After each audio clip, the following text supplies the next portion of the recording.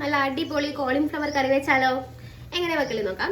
Cauliflower ചെറിയായിട്ട് അരിഞ്ഞെടുക്കുക. അതിലേക്ക് ഒരു അര കപ്പ് കടലപ്പൊടി, 1 സ്പൂൺ മല്ലിപ്പൊടി, 1 സ്പൂൺ മുളക് പൊടി, 1/4 സ്പൂൺ മഞ്ഞൾപ്പൊടി, 1 സ്പൂൺ ഗരം മസാലപ്പൊടി ഇതെല്ലാം ഇട്ടിട്ട് നല്ലോണം കുഴച്ചെടുത്തിട്ട് അത് നമുക്ക് പൊരിച്ചെടുത്തിട്ട് അത് പൊരിയുമ്പോഴത്തേക്ക് നമുക്ക് ഗ്രേവി തയ്യാറാക്കാം.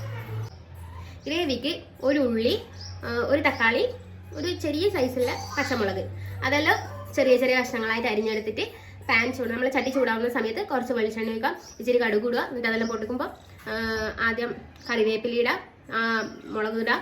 അത് കഴിഞ്ഞിട്ട് നമ്മൾ ഉള്ളി ഇട്ടിട്ട് നല്ലോണം ഇളക്കി അതെല്ലാം വഴച്ച് അതിൻ്റെ പച്ചമണെല്ലാം പോകുന്ന സമയത്ത് നമുക്ക് ഒരു ഇച്ചിരി മഞ്ഞൾപ്പൊടി, 1 സ്പൂൺ ഗരം മസാലപ്പൊടി, 1 സ്പൂൺ മുളക് പൊടി, 1 സ്പൂൺ മല്ലിപ്പൊടി ഇട്ടിട്ട് നല്ലോണം അങ്ങ് ഇളക്കി കൊടുക്കുമ്പോൾ അതിൻ്റെ ആ പച്ചമണെല്ലാം പോകും. പച്ചമണെല്ലാം പോകുമ്പോൾ ഒരു ഗ്ലാസ് വെള്ളവും കൂടി വെച്ചിട്ട് നല്ലോണം ഒന്നും കൂടി ഇളക്കി കൊടുക്കാം. എന്നിട്ട് ഈ പൊരിച്ച് വെച്ച നമ്മളെ കോളിഫ്ലവർ ഇല്ലേ അതും കൂടി ഇട്ട് നല്ലോണം ഇളക്കി കുറച്ച് ഒരു 5 മിനിറ്റ് വേവിക്കാൻ വെക്കാം.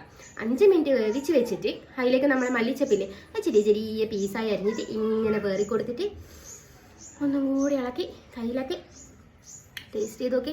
അടിപൊളി. ചോറിൻ്റെ ഒന്നിച്ചും കൂട്ടാം, ചപ്പാത്തിൻ്റെ ഒന്നിച്ച് കൂട്ടാം, പൂരിൻ്റെ ഒന്നിച്ച് കൂട്ടാം, ഏതിൻ്റെ ഒന്നിച്ചാണെങ്കിലും കൂട്ടാം. അടിപൊളി. ഇത് ഉണ്ടെങ്കിൽ നമുക്ക് ചിക്കൻ്റെ ആവശ്യമേ ഇല്ല.